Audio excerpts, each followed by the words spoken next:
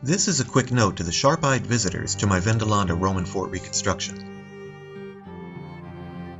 Out in the Vicus, the town, when you compare what can be seen in the ground today to what I have in my work, something looks odd.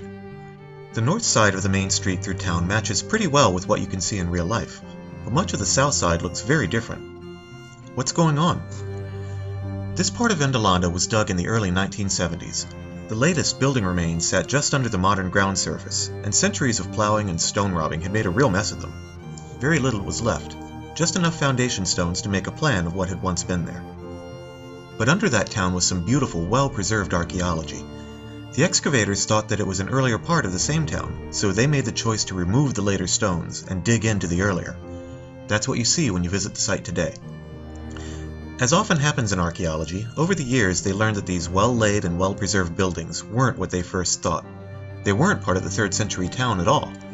Instead, they came from a very strange and very short-lived earlier fort, which only stood for maybe 5 or 10 years right around AD 200.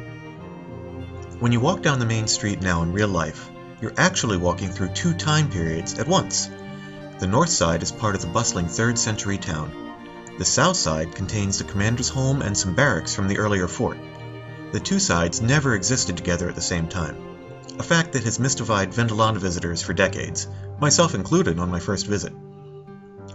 Fortunately, the 1970s excavators recorded everything that they removed. That, plus 40 more years of digging, has made it possible in 2015 to reconstruct the town as it actually would have existed, which is what I've done my best to recreate for you to explore and enjoy.